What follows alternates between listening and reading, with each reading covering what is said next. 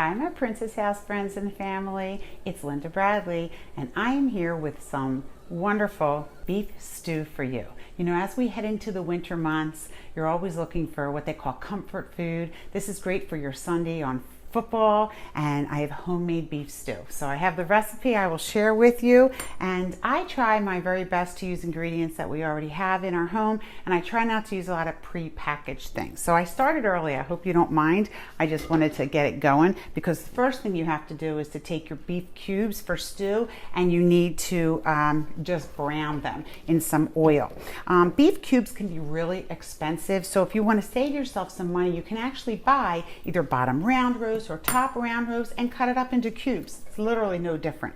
All right, so you can see that I've already done that, right? You're all nice and brown. We're going to leave those juices in there because this is going to be the base for what we do. So once we get these browned, then we're just going to add, you heard my tea boiling, we're going to, well, it's not really tea, it's just water. We're going to add 4 cups of boiling water. So I had it all ready to go.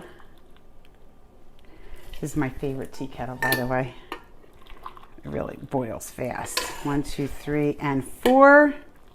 And then we're going to add our other ingredients. Perfect. Okay. I might have to look at my little cheat sheet. All right, so then we're going to add, this is a mixture of a tablespoon of lemon juice, a teaspoon of Worcestershire sauce, and 1 clove of garlic. All right, we're going to put that in here.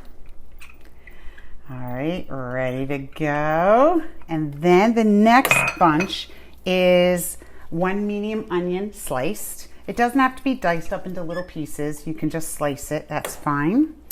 Then we have a couple of spices. So you ready? We have a half a tablespoon of salt, a teaspoon of sugar, a half a teaspoon of pepper, a half a teaspoon of paprika, a dash of allspice, or what does it say? Or cloves.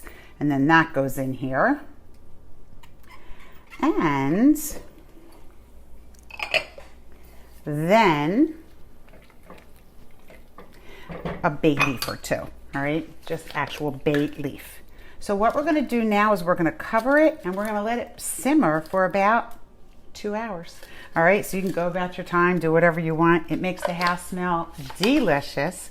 Now, what we want to do is at the end, we do want to add some potatoes. So I will cut these, but I don't take the skins off of them. The skin is the most nutritious part, so I leave them skin on. That's your decision if you want to do that or not. And then, of course, I put my carrots in. But you don't do that until the last 30 minutes. So in about an hour and a half, then you're going to add in your potatoes and you're going to add in your carrots, stir it all up. And you can add other vegetables if you'd like. You can add peas if you like, or corn. It's your decision what you like in there.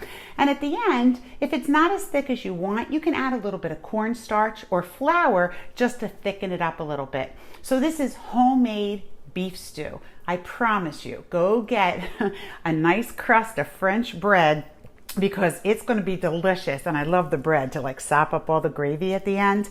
But this is a great meal. Look, it didn't take a lot of time to put it together, and just let it simmer, like I said, for 2 hours on your stovetop. It's going to make your house smell delicious, and it's an easy meal to fix. So this is homemade beef stew. I will go ahead and put the recipe in the comments and also the finished product. Thanks as always for joining me, Lindabradley at myprincesshouse.com.